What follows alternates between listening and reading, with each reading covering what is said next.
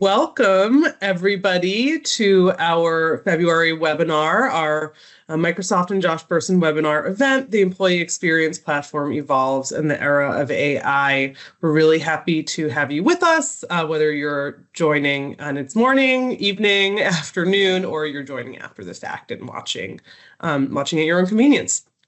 I'm Lucy Hitz. I'm Senior Product Marketing Manager here at Microsoft. I'm specifically dealing with the employee experience. And I'm joined with some really expert guests today. I think we're lucky to learn from them, and judging by our registration, you are all excited too. So first, I'd like to introduce Josh Bersin, CEO and Global Industry Analyst at the Josh Bersin Company. Thank you, Lucy. We're very excited to be here. Kathy's going to introduce herself. She did this research. I would say that the adoption and implementation of AI is probably the number one thing on everybody's mind I've talked to for the last 2 months. So we're really going to get into it here. A really important topic. Thanks, Josh. And welcoming Kathy, who did all of the important, research and customer interviews and sort of thinking and framing in this report, which Anna will drop the link to the actual report in the chat now. So folks who haven't had a chance to check it out can. But welcome, Kathy. Thanks so much. Really looking forward to this. As Josh said, such an important topic, such a timely topic. So can't wait to jump in. And finally, of course, we have our very own Prerna. Maybe some folks on the call have even been on calls before with Prerna. She is one of our biggest thought leaders here at Microsoft around how do you actually bring the era of AI to life in your HR organization. So she'll be sharing some insights from our own journey here at Microsoft and also what she's been hearing from customers. Welcome, Prerna. Thank you, Lucy. It's such a privilege to be working here at Microsoft at this point in time. And more importantly, I feel grateful to be the voice of HR and making our teams and the industry really do more. So excited to share what we've been doing and what goodness you all can take back for your own companies.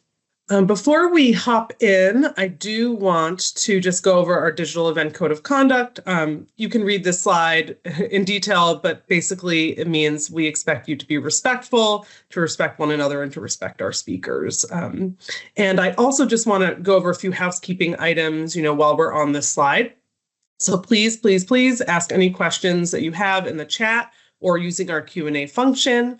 And we will try to get to them not only as we go along, as it makes sense, but also, at the end during a Q&A time. But we'll try to kind of weave them in to make this a little interactive. And then maybe more fundamental ones we'll try to answer in the chat as well. So I'll go over our agenda here and then pass it over to Kathy to go over the key findings. So first, Kathy will talk about key findings from the new report, and the different, kind of frameworks and thinking that came to life here. And then, as I mentioned, Prerna will talk about Microsoft's approach to AI-enabled HR. Obviously, the scope of this is large, but she'll talk about lessons learned and just how we're thinking about this and bringing that together with our product as well, of course. And then finally, we'll have a panel with some really good questions around, these key topics and where we're hearing customers have a lot of questions. So hopefully that provides some insight. And then, of course, as I said, we'll bring in your questions as well if we don't touch on them in the presentation. So with that, I will pass it over to Kathy to get us started. Thanks, Lucy. And as we want to get started, we want to hear from you. So I think we want to have our first poll here, Anna, if we could, where we want to hear from who you are and where you're calling in from. So what's your role in your organization? Really quick, obviously, just to see who is here before we jump right in. Okay, let's just put your submission in so we can basically see who is here. Okay, so lots of people from EX and engagement, as I see here, and HR leaders, HR tech, some IT people too, and some other people as well. So good responses. Keep going at it. And internal communications. Okay, that's great. So that's one of the other, which is fantastic. Okay. So most people are in EX and engagement, which is great because that's really the main topic that we're going to talk about. But we'll also hit on some other HR-related topics and IT-related topics and communications-related topics. So we'll have something for everybody. Great. So with that, let me talk a little bit about this report. And I saw that Anna popped it into the chat. So download the report and read it. Really what we saw in this report and then this study where we looked at what role the employee experience platform plays in enterprise AI transformation is first area that we investigated here is that we saw that what we call the super worker effect. The most important factor in AI is actually not the technology itself. The technology is important, of course, and interesting, but without workforce readiness, you won't be able to capture the right outcomes from your AI transformation. The role of the employee experience platform has really changed now with generative AI, and we'll talk a little bit more about how agents and AI is changing the employee experience platform overall.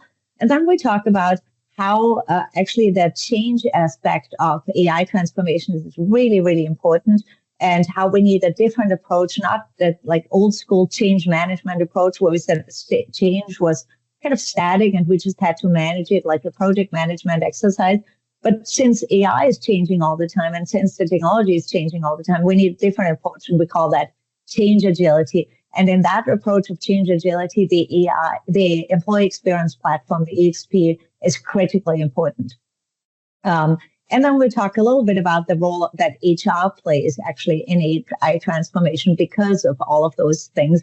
If workforce readiness is most important, HR has to play a leadership role in AI transformation working across the enterprise. So that's kind of in a nutshell what we saw in this report. And as you read it, you'll hear and you basically read and consume that we see kind of the notion of AI not in a replacement scenario where we're saying AI is coming for people's jobs, but really using AI in the right way creates what we call super workers. So every individual basically has the power to leverage AI to create much better outcomes, much more meaningful work, much higher productivity, much higher performance, and just basically use it as a tool to amplify their work.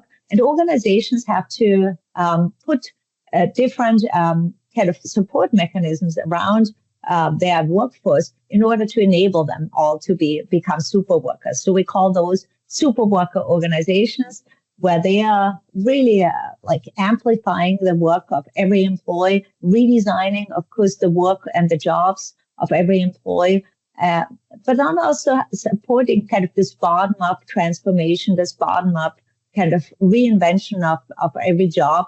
Josh and I actually just had a conversation with 33 CHROs about exactly that topic, and we talked a lot about bottom-up transformation, really enabling employees, enabling workers, preparing them and helping them kind of take advantage of the best that AI has to offer. So very positive view, not a replacement scenario, but like amplifying and creating much better outcomes with AI. So that's kind of what we call the super worker effect. Now let's talk a little bit about the employee experience platform, because I know we wanted to talk about that. Obviously, at Microsoft, Viva is one of those great employee experience platforms that are playing right now already a critical role in the HR technology stack, really interfacing with employees, with contractors, with candidates, with managers, and creating kind of journeys and employee communication and listening and knowledge management and training, all of those kind of things. But with generative AI, this is going to change a lot too. So this is where all of this is going in terms of the employee experience platforms, because more and more these AI agents will actually be interfacing with all of your constituents, all of your employees, all of your managers, more and more in natural language, helping them personalize the experience, helping them create better kind of journeys, better experiences all along. So this is where we see the employee experience platform go just by itself, basically much more personalization, much more streamlined, much more kind of better and more impactful communications and skill building and all of the things that your employee experience platform is doing. How are HR people seeing AI? So here's an interesting like insight that we have actually from one of our courses in our Josh Bersin Academy, where we got feedback from 5,000 HR people to say, what are you thinking about AI? How are you thinking about the benefits of AI? What do you need to watch out for? What are the challenges and risks? We see that HR people are generally pretty cautiously optimistic about AI. So they see a lot of benefits around productivity, performance, better decision making, personalization, but they also see that we have to be mindful of, for example, keeping the human in the loop, balancing the technology with the human needs, being very cautious about what education, what's upskilling, what training, and what mindset shifts employees and managers need. And they're also really cautious about some of the challenges and risks. And I know, Prerna, you probably hear a lot of that too. And we'll hear from you what you hear from your customers. So pretty interesting, I think, insights that we see here, where it's a pretty mixed bag, honestly, but a lot of optimism as well. So I think we want to hear from you now, Anna, again, with the next poll, where you are at in your AI transformation readiness. So are you pace setters in AI? Are you already basically have a fully embedded strategy? Do you have are you setting the stage for that? Are you embedding AI into various business functions already? Are you just experimenting at this time? Or are you just beginners and really just getting started? And of course, there's no shame in any of these. I know AI is still, especially generative AI, is fairly new. So we see that, and as you put your polls in, I see that really interesting. That's it's a pretty even mix, but most people are actually in either embedding AI already in various business functions in HR, but then also in marketing, maybe in sales, maybe in IT, or some of you are just experimenting around AI and just basically tipping your toes in. Not a lot of pace setters, but I want to talk with those of you who are the pace setters and learn from you as well. So pretty mixed bag for you.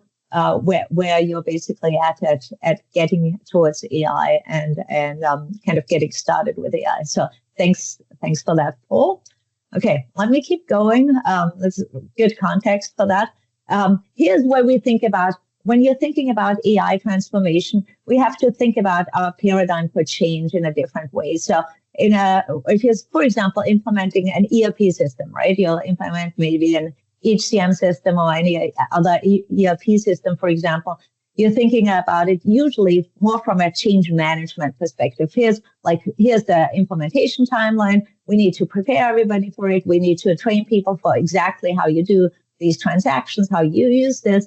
And then we say, well, we gear up for this big change. And then afterwards, we do basically stabilization and all of that and follow up kind of on that plan. And that works well if it's something that the change itself is not moving target. But with AI, of course, it changes every day, right? Every day is new capabilities, new technologies, new also ways of employees using the AI. So for that, we need a different approach to change management. We call that change agility. So much more bottom up, much more people focused rather than project management focused, much more thinking about many small changes rather than this one big change that we gear up for it.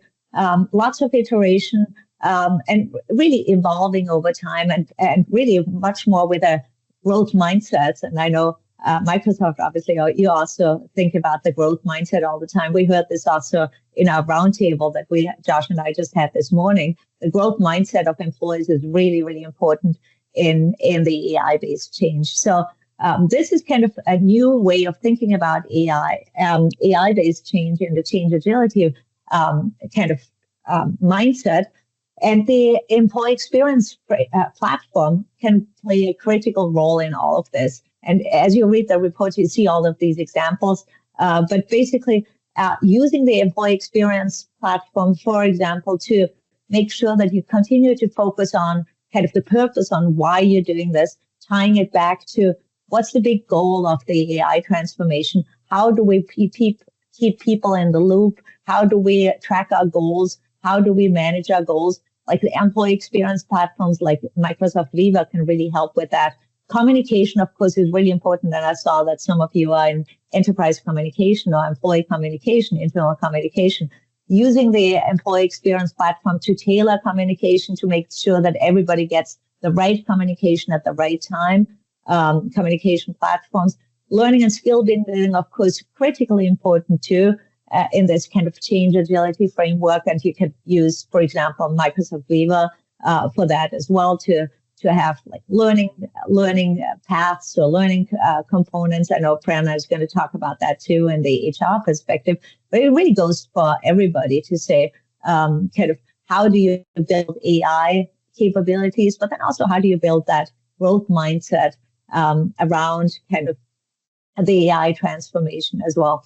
And then how do you manage and how do you measure all of this? How do you know if your communications are landing? How do you know if people are actually getting ready for the AI transformation?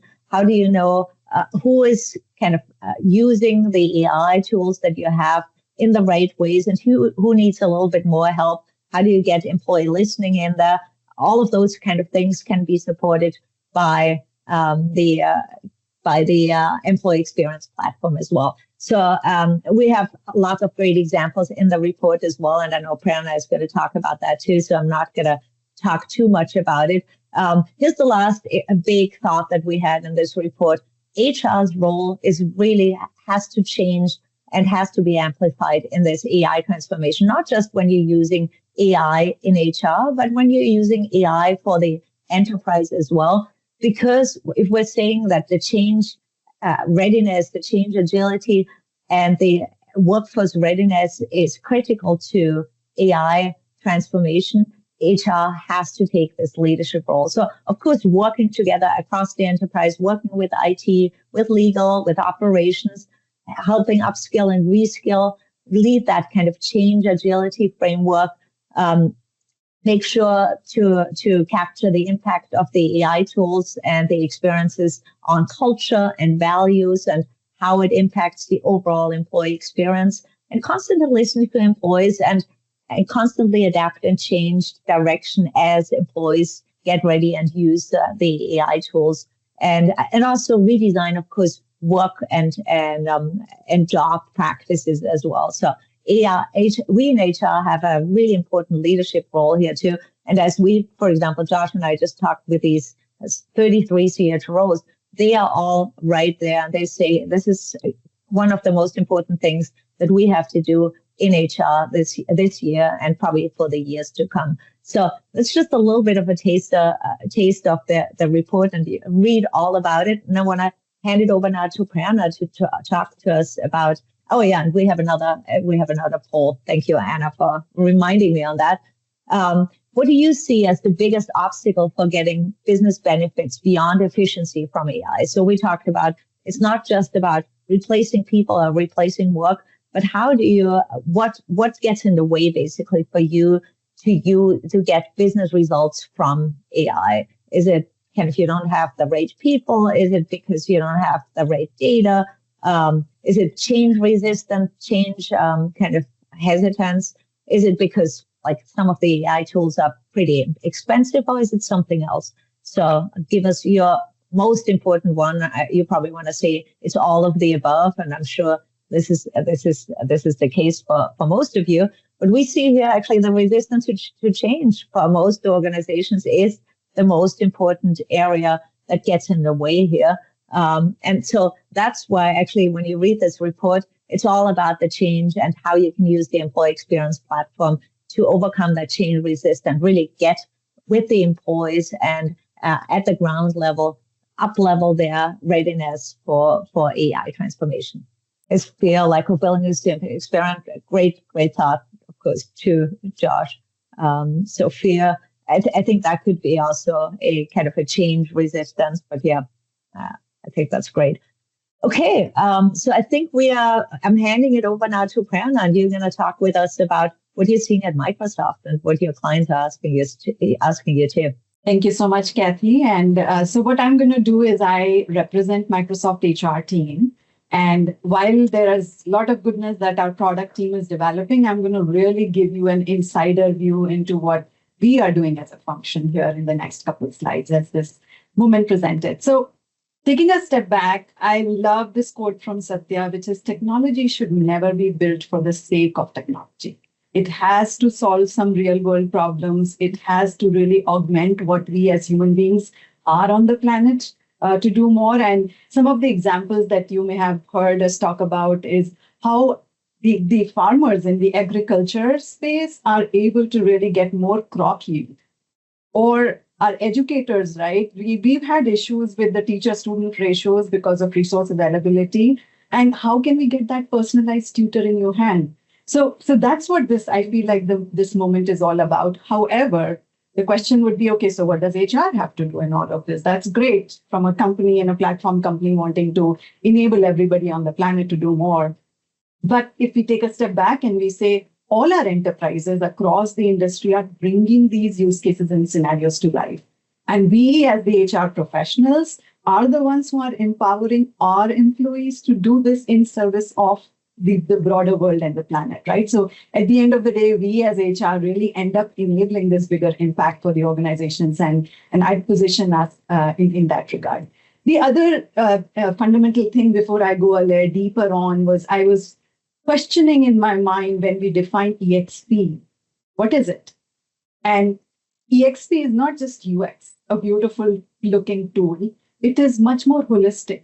It is when I come to work, what kind of desk do I get? Who are my co-workers whom I'm spending time with, right? And are we feeling that sense of connection and purpose in everything that we wanted to do at work? Is that becoming true for us or not? So that's how we kind of think about the EXP as a platform. And as we thought about Viva as a product, it really holistically thinks about that human element of it rather than a very like simplistic said tool kind of for our technology area bit there. So as we think about at Microsoft, this journey on AI enabled one of the critical things that was asked to us as Microsoft HR team internally was, remember, your mission is to empower every person and every organization on the planet to do more. So don't just build tools which are bespoke, which are only being used for Microsoft internally and only Microsoft employees benefit from it. You have to make sure that whatever you're doing is broadly applicable to the customer base that we are serving. So my role here is both to bring this goodness to the internal HR teams, but then work with the industry in this particular moment, our own product teams at Microsoft and the 60,000 HR tech partners out there to really maximize this particular moment. However, when we take a step back and some of the things that Kathy was alluding to, this is a scary moment. And Josh, your comment too. We don't know. There is a whole lot of unknown. Things that have been so beautifully handheld and taken care of by the human beings. How do we make sure that this technology, which we will give a little bit of more leeway to do things on our behalf, is equally as good that we feel comfortable handing over to? And so the responsible AI principles on bias, we have this additional thing on transparency. And AI should not be a black box. It should be a glass box. We should be able to do what is the logic underneath and therefore build that trust. The accountability that we all have as individuals, we need to hold the technology accountable as well to give us those kinds of outcomes. So all those principles are baked into the tools in the responsible AI category that we have. Security is paramount. We all talk about, this moment is where tech becomes democratized. There is a whole lot of easy to use, low code, no code work. Everybody can build agents. You may be hearing about all of those reports. However, what that ends up happening with is the seasoned developers who used to think about the data exposure, security, access, and everything. We, as the citizen developers now, broadly in HR, need to learn all of those principles. And the platforms need to inherently enable that kind of secure privacy kind of things that we all care about. The silo one is an interesting one. And this is where I feel like another arc or inflection point is happening because we within HR at Microsoft have 108 tools. One tool does this small thing on P&D, this one does on rewards, this one on one benefit, right? And so we've taken a step back and said, let's break down those silos within HR, bring the entire thing together. Josh calls it systemic HR. Right? Then you take a step back and say, but as an employee, do I care that payroll sits in finance and the rest of HR is here and I should go to ask finance for this question and ask HR for this one? No, like this is a moment where all functions can come together.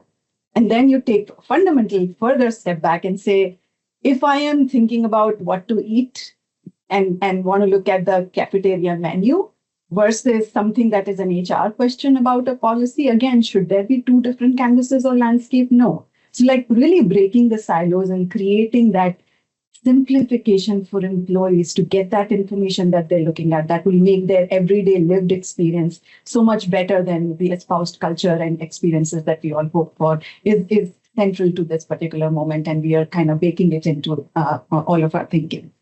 Of course, employees have to be in the center. They enable the planet to do more at every organization. On the right-hand side, when we think about the business transformation, right, there are three lenses kind of generally to apply. So this last bit is, of course, everything has to be in service of employee experiences, but then we have to also think about business processes at the heart of it as well. And together, both of them create that innovation curve. So this was all about how are we building tech. But when we think about, now I'm on the next slide, hopefully we've moved, is the approach to landing as well and thinking about where do we take the users along with us and the growth mindset, because it's the habits that we all have to change, right? The communication needs to be transparent. And then think about the community aspect of it. It is as not this moment being done to them, but they are a part of it, right? So how do we make sure that everybody feels a part of this transformation? The upskilling part is critical. The half-life of skills, now I was reading some report, is 15 months. That means every 15 months, we have to train ourselves half of our job to do differently. How do we handhold as HR to do that and make sure whatever we are putting on the ground is measurable and we are seeing the impact as well? So really looking at that seamless experience and traversing this. But another quick thing, and I don't know how many of you have been operating with Copilot or not, but this is the first time, and Satya, our CEO, says it very eloquently. It's like all our lives, we have learned to understand or speak in the language that the computer wants us to speak in. This is the first time where we can instruct the computer in our language, just the way we are talking about it, and it should go do things. And so this Copilot at Microsoft here really has that natural language and a whole lot of understanding going on. And these agents behind the scene really orchestrate and do those micro tasks as well. So what we've lit up here is Employee Self-Service Agent, which does three things specifically. It helps us retrieve information, and it's not just policy information, but data. It also enables us taking action. And then finally, all of us in the organizations have different set of tools as well. We have 108, like I said. So providing the ability for a scale for what is pertinent to your area as well. So this next slide goes a layer deeper on when we say retrieve information, we've plugged it to our HR website and ServiceNow, where our knowledge repository and processes are. It also ties into the Fabric data source that we have underneath. So if somebody has a quick question on what's my leave balance, you're able to get that information too. Taking action, we use SuccessFactors as our HCM. So if a manager comes to this particular layer and says, I'm moving so-and-so from this reporting structure from this team to this team, they can instruct right in this particular layer. And then the scale part of it with other connectors as well. Really, really proud to talk about some of these things that are happening at a global scale, where Benefax, for instance, as our provider, has a direct connector. So both the retrieving information from that benefits provider and the data and being able to write into that is all happening as we speak. And the good news, again, is that as we build these connectors, we are putting them on Marketplace, and you should not require to rebuild this ever again. So we do the work, and we collectively do the work for the community. What this is already, we have this deployed for about 40,000 people here at Microsoft, not yet at full scale, not at the 200,000 people level, but we are seeing so much better quality and response correctness because the interpretation of my question is better with this particular technology. So 25% more accuracy in responses, 31% lesser tickets, which means our shared services team can now move to do much more value-added stuff. And then our IT teams as well, because this is not just an HR tool, it is IT tool too, is able to do a whole lot of self-help, and they're seeing the benefits as well. What's our vision though is, again, going back to break the silos. And while we are starting with HR and IT, we have facilities, legal, finance, all of those things coming up very soon as well. So really excited about what this will light up for all the people. And I just want to call out this actually employee self-service. We announced it at Ignite, and it is in private preview, and we will be opening up for many more customers for public preview in a few months as well. So if you're interested, please do let us know and reach out. Quickly, if we think about the agents, which we all talk about too, right? And it is very easy, or not, let me not use the word easy. It is very palpable that this technology will make us more efficient. The left side of the picture, right? And if a letter is being generated 100 times, our robotic process automation also did that individual task automation, right? That can be automated, but where this starts stitching it all together is multiple of those tasks. So imagine hundreds of those micro agents working in the background, but seamlessly tied together. So if a employee manager leader comes and asks, what's the status of my new hire? It can look at those 5 processes. Did the interview get scheduled? Was it accepted? All of those things in a similar way. And then when we think about the roles and organization, right? If a team is executing 10 of those processes, those have the opportunity then to kind of reshape as well. But then what excites me is this transformation part of it and the reinvention. So imagine if an HR VP is doing a reorg, and the HR data and the business data comes together with information fed by the employees on what their aspirations are. And they get presented with 3 options for that reorg and a model. And what they spend time on is not collecting the information, but really looking at the merits of what that particular use case or scenario could maximize that moment at. Last but not the least, change management, very critical component. The way we are approaching it, it has to be at all levels. Starts with subject matter experts who know that particular area, but then who are those early adopters and enthusiasts, and managers and leaders have to play a critical role, which then ultimately enable all the employees. And I will not dream this slide because I know Lucy has some wonderful questions coming up as well, but really you don't have to do this with your own individual, siloed kind of conditions. You have some wonderful tools in the XP kit, which will help you then have this communication come to life, create those wonderful communities. So all the 4 tiers that I was sharing on the other slide are lit up through these particular mechanisms. We have UI learning, and then important to measure through our Copilot dashboard. And last but not the least is the most critical one, I feel like, is being able to listen to what's going on the ground and then work and operate in that construct. Again, going back to the human-centered organization. I'm going to, in interest of time, not drain this slide, but say, and Lucy, I think we'll be sharing these slides later on, right? So we've had tons of learnings along the way, but then even if you don't have some of this technology available in your organization right now, you can start thinking about it. You need the content to feed to the Copilot. You need your top-down and bottoms-up sort of leadership buy-in. I'm seeing sentiment here on how that is a challenge, right? And then these AI tools have to be looking at the clean data as well. And look at those next-gen AI tools, by the way, when you think about the data cleanup. Don't, again, start doing it one at a time. And this shouldn't be like a year for us to wait. So back to you, Lucy. Sorry, I ran a little over here. No, all great stuff, and a lot of engagement in the chat. So that's how you know it's good. We actually do have a question from one of the attendees here. Mary asks, exciting. How would this work with collaboration? For example, understanding our styles for communication, collaboration, feedback, like we can do with HT Coach, or I think what old school personality assessments tried to do. Prerna, did you want to speak to that? And then also, Josh and Kathy obviously would love your perspective on that as well. Absolutely. I think there are two parts to your specific question, which is the personalization in how I want that particular interaction to happen.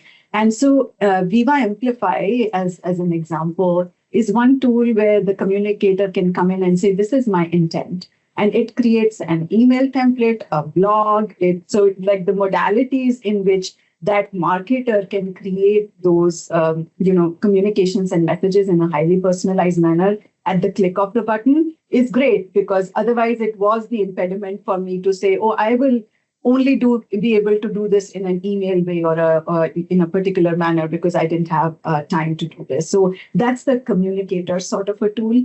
If you are the consumer, you have options to either go to the traditional places where this information is available, or just come to the Copilot and ask a question.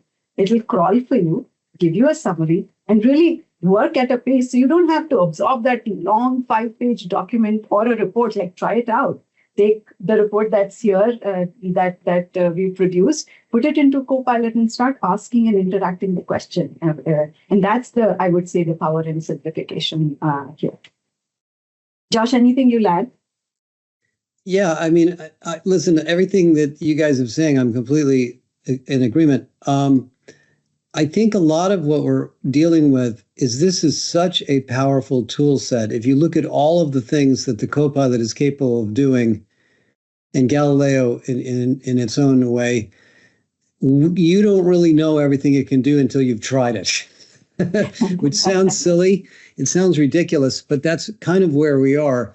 And that's why one of the companies we just talked to right before this basically mandated an AI literacy program for all of their employees. Now, they happen to have employees in manufacturing and in white collar and other roles, so they had different curriculum for the different employees. But what they're trying to do is to demystify the language and the tool set so that people feel comfortable using it and experimenting with it to get over this, obstacle. I actually think if I look at the statistics from that survey, if 15% of you are experts, then this is happening pretty fast, because this is only 2 years old. But we want to do it, in a safe way, so that somebody doesn't put some private information in there and then share it to a whole bunch of employees they're not supposed to get. So there's things that we need to learn. We actually, one of the things we did, Prerna, you know this, but I don't think other people do. We were just looking at all the things people were doing with Galileo, which is our version of the Copilot with our corpus in it. And we just wrote a report with 100 use cases so people could sort of see some of the things this is capable of. Now, we can't tell you how to do it in every single case in your company, but that's what this is. This is a different type of technology, as Prerna said, that's so approachable that we need to encourage people and teach them how to, imagine a little bit the best use case for them. And of course, you probably have done that at home, with ChatGPT. So, and of course, the corporate environment with tools like the Microsoft self-service, experience, built by Microsoft, it's a safer and more protected environment because the IT department behind the scenes is making sure you're not getting access to data that you're not supposed to get. So it's a different kind of world. Like Kathy said, this is change agility, not change management. I think there was another element in your question, and pardon me for not fully answering there, but the feedback and the coach part of it, I'll give a tangible example. I was just drafting an email right now, which was a hard exchange with somebody because we were trying to push some decision that were uncomfortable.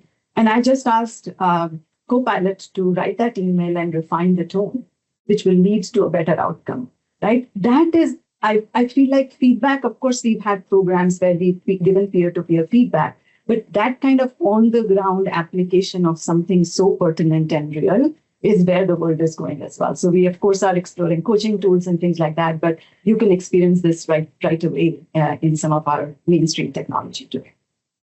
Yeah, and I think that's what makes this technology so unique, right? There's like the day-to-day just kind of betterment of your work life and the outcomes that are going to come from just fundamental communications. But then there's also this sort of programmatic business transformation that it can also enable, that as an HR leader, you're thinking through what is that actually going to look like as it touches, all or most of the employees in my organization when it comes to, like Perna was talking about, an employee self-service agent, like access to benefits and, understanding all those policies. And so I think that's where it can then get a bit confusing, right, for us, because there's that tangible day-to-day improvement of our work and our outcomes that we see. And then there's also the kind of more holistic programmatic change that HR teams have to start thinking about. And, with that, I think this kind of leads really nicely to our first question. And this is a big one, so I don't think we'll get to the root of the issue here, but we'd love to just hear thoughts around where you find those most valuable points. And Prerna, you just mentioned one, you've all touched on this, but I guess, Kathy, I'd love to start with you and just hear where you feel this, and then we'll go to Josh and Prerna. And as specific as we can get, I think the better. Yeah, I think we talked a lot about the employee experience platform can really do a few things. It can, on its own, create a better employee experience, of course, and having basically AI in it personalizes the employee experience. Prerna talked about that too. It creates better communication. It creates better listening. It creates better journeys. It creates meets people where they're at in a conversational way, especially with the agents now, right? So you don't even have to navigate, for example, to a specific place in your employee portal. You just ask the agent. You just ask it basically, what do you want to do? So it really meets people where they're at. That's kind of on the overall employee experience. I think the other point that we made a lot in this report as well is the employee experience itself, a platform itself, can actually be a change tool, a change agility tool for enterprise AI transformation. So for example, if you're implementing Copilot for the entire organization, we have a lot of case studies and examples in the report there. When basically, for example, this a law firm that we highlight there, they implemented Copilot across all the lawyers, and they create these kind of almost digital twins where when a lawyer goes on vacation, it can actually tap into all of these specialized knowledge of that lawyer, and then they can support the team even when they're out, right? So that's a really powerful way of saying, well, now people actually don't have to feel, okay, this case is coming up and I can't take time off, or I can't be sick. Now your digital twin or your Copilot can actually tap into your knowledge. Super interesting use cases. And the EXP can help with the change effort in all of this transformation. It can help you communicate better. It can help you train people better. It can create communities of practice. So the lawyers can basically exchange between each other. Hey, I'm using it like this. And, oh, this is a great idea. Maybe use it like this too. So that kind of on the ground interaction, bottom up kind of change, the employee experience platform can help with that too. So I think there's two ways. Employee experience platform in itself creates a better employee experience as it's said to be, but then this kind of change tool for enterprise AI transformation, that's where it can play too. It's very exciting. Yeah, I would say there are two huge things for HR that you kind of have to do. The first is, as Perna said, the self-service agent to take your policies, documents, onboarding guides, etc., and put them online to make it easier to find the information that's probably in SharePoint. I actually think using the tools from Microsoft, most of you can probably do that without a huge amount of IT involvement, as long as they're involved in setting it up and architecting it. And every single company needs that. So low-hanging fruit, and you can start small and grow. I just talked to Walmart about this. They started with benefits only, and once they got benefits, then they put time schedules, and then they put security policies, and they're putting IT stuff and more and more and more. The second one is the inverse of that, which is the self-service Copilot for you in HR. And the reason I bring that one up, because that's what we do. we took our content, and most of you know what we do, and we put it into a tool, and think about all the things you have within HR that you use as tools, your leadership framework, your hiring framework, your interviewing guides, you don't maybe want to give that to line managers. Maybe they're not supposed to see that. Maybe those are tools you use yourselves. You should have one of these things for yourself so that all of the person that's doing the employee engagement survey, the person that's doing the pay equity analysis, instead of having that sit on their computer and you have to call them, and if you can get them on the phone, maybe they'll explain it to you.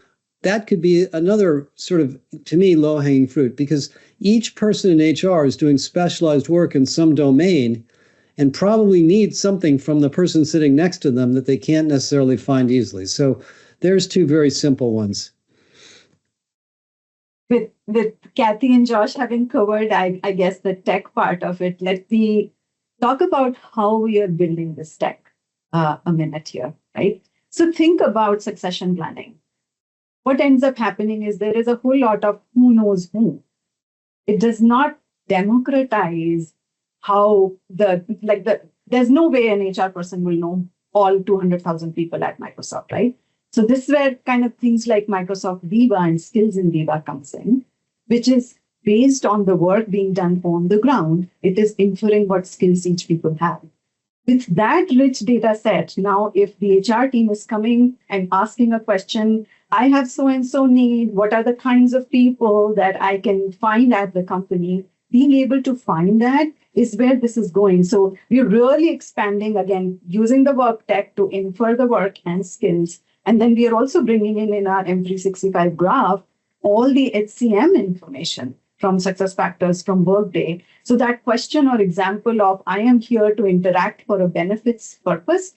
Well, I first need to know, are you enrolled in Primera or Kaiser? Which health plan are you enrolled in, right? So that personalization can only occur if the platform is ready for you, and we're making that ready for you. So when you build those scenarios that Kathy and Josh spoke about, they're done to the truly personalized level. Mm-hmm. Thank you.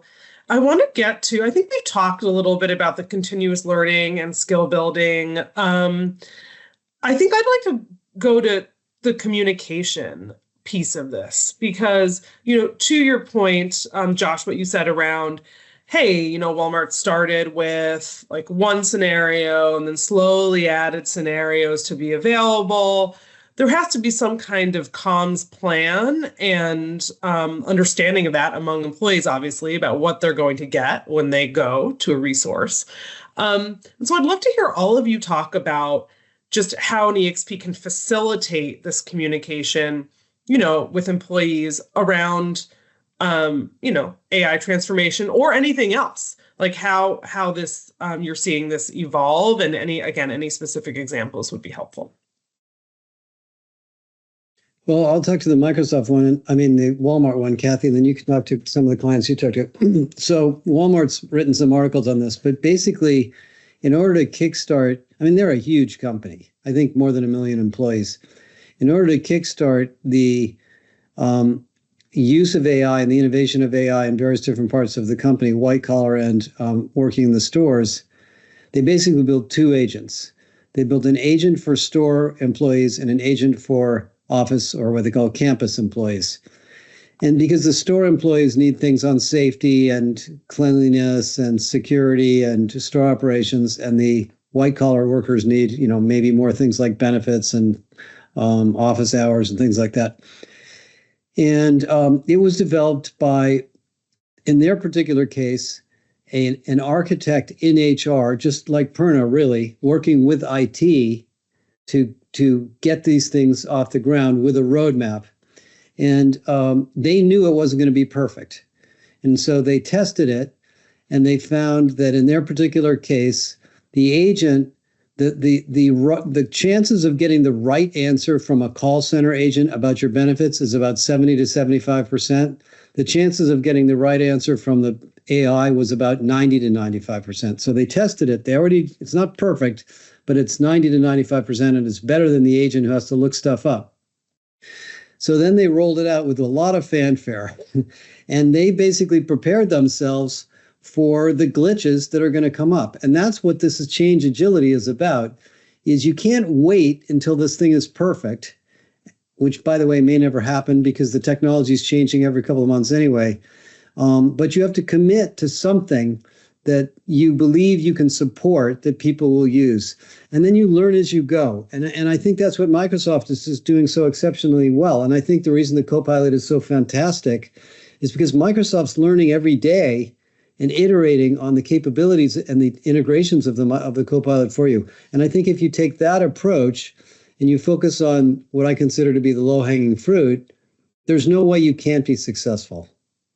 Absolutely agree. Yeah, I mean, I think the EXP in communication and experimentation is really, really important, obviously, because especially if you have something like Viva together with Copilot, because the Copilot, you actually have them connected, right? So the Viva knows kind of who needs what kind of communication. You can basically calibrate and say, okay, this person hasn't really used Copilot at all. Maybe they need different, more elementary communication to get them over the hump. And here's the experts that we can now pull in basically to share with that person that needs a little bit of more help. So I think calibrating with that is super important, because otherwise you have this one size fits all, and we all know it doesn't fit all, right? There's these maybe 5 or 10% of people that are really advanced, and they need to help everybody else who is maybe a little bit hesitant, maybe a little bit struggling, maybe a little bit kind of scared, as Josh said before too. Maybe they're afraid.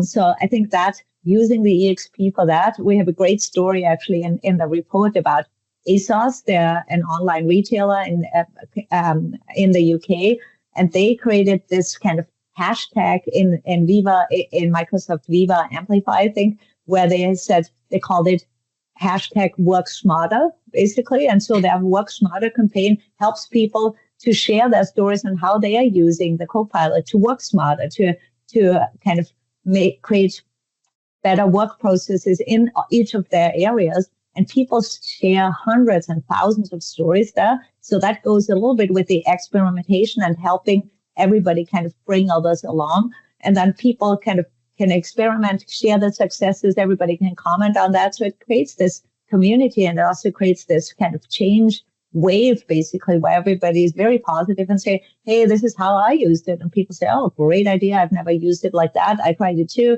And this is what I learned. So I think that communication, that bottom-up communication, that sharing is super important too in the EXP, in the AI, because everything changes so quickly all the time. Yeah, so very well phrased. Sorry. Oh no, you go ahead. Yeah, so very well phrased, Kathy. So within Microsoft, we have Viva Engage. And one of the things that Satya did was, of course, we have all hands where he's speaking to us. But that engagement, or Viva Engage, is all of us speaking to him. And that kind of transparency in not only what CEO is thinking, but what the organization is thinking is such a fundamental shift in us feeling a part of this journey and influencing it. And then the experimentation part of it is our communities. So oftentimes what ends up happening is our tech team, of course, we know what we're trying to deliver, but on the ground, the person who's doing that particular work can come up with a creative idea. And these communities have been so beautiful because another person will ask and saying, I'm struggling with this, and us not sitting in the center, but another peer of theirs would say, oh, I had this creative idea. And you were able to really make that movement progress together. So I feel like those are two very good elements of how engage, both for the top-down leadership communication and bottoms-up community-driven change management is helpful. One last thing that I'll say is our research team actually did the experimentation where every time a leader sent the communication, the engagement and adoption spiked up. And if you take a step back and you look at the heart of it, what's going on is because leader speaks in the language of the purpose and the mission of the organization. Right? So it makes very translatable what may seem like, again, a very generic tech thing. So if you are planning on this, make sure your leaders are in it with you and they are communicating. And I know we are coming up on time, but I want to get just an answer to this, which I think is the final piece of the puzzle around, how can organizations measure the impact of AI on employee experience and business outcomes? And just in the interest of time, Prerna, I might go just to you, and then we'll hit on the final question, which is around, hey, if you had, one next step for someone, viewing this webinar today, what would it be? And I'll ask everyone to answer that one. Prerna, I'll have you just cover off on this one. Then we'll do that final one, and then I'll just share with everybody some upcoming, events and offerings. And then we'll say goodbye. But go ahead, Prerna. Sounds great. So we have Copilot dashboard where we started with very transparent, I would say, utilization matrix as the first thing to say we launched this bunch of beautiful technology. Is it being adopted? What's the daily usage? What's the monthly usage? And we are doing specific campaigns to really figure out where the adoption is not happening. Why is it not happening? The other dimensions of that include things like, is my seller now making more revenue? So it's not just kind of technology part of it, but the business impact aspects of it. Where is the top line impact for the business happening? So each of our functions, actually, we have a report where 9 functions reported how we are measuring these outcomes. And what we're doing is baking all that goodness into Copilot dashboard, which will take care of all the M365 technology, but we are building in the agentic driven business outcome things as well. So all of you who have deployed technology from various providers within your organization can have one singular view of what the collective business outcomes that you are getting to see in your organization. Awesome. Thank you, Prerna. And Josh, I think we'll start this one for you, and we'll just do a little lightning round through all 3 of you. So we'll go Josh, Kathy, and then Prerna over to you to close this out. But, if you could give like 1 or 2 next steps for embarking on this, what would you say? I think a lot of you have already started. I think you've got to get your hands on these tools. You have to physically touch them to see how they're going to be used, and use a bottoms-up approach, like Kathy said, where you get ideas from people that are using them, and then centralize the strategies to some of the big use cases in your organization. How's that? Yeah, that was perfect. Kathy, sounds great. Yeah, I'll go next. I'll say really quick. I know we're out of time almost. I totally agree with Josh. I think don't be afraid to the point of like fear. Don't be afraid. Just try to experiment, try to get your hands on those tools and just get started. I think the other thing that I'd say is if you're in HR, take your role really seriously, because your role is super important. Actually, don't underestimate your role for a minute, because only you in HR can actually do what you do in terms of talent and culture and skilling and creating kind of that change agility together across the organization. So really be mindful of your role. And it's an important role, but a very exciting role. So it's a great time to be in HR if you're in HR. +1 to both of those, I'll add a third dimension, which is examine the signals. And that's where the EXP platform really comes in. You have to be grounded on what you wanted and intended to be as the end state. Is it happening or not happening? And that growth mindset of really trying to push us as we think how we do HR and how people consume HR, really kind of have that iterative sort of moment going on. Thank you, Prerna. And thank you to all of our speakers. Before we close out, I just want to make sure you see, and this should be clickable for the audience, we have the report here. We do have a blog about how Microsoft is kind of bringing the employee self-service agent to life, and sort of, I think, a good case study no matter what technology you're thinking about. And then we have an upcoming March webinar in the Viva community around understanding AI impact on your business with Copilot Analytics. There's also another webinar we have coming up, which was put in the chat, around change agility and how to really bring this to life in your organization. So again, huge thanks to our speakers. We're so lucky to have Josh and Kathy and Prerna with us today. And we will see you next time. Thank you. Thanks so much. Thank you. Thanks, Lucy.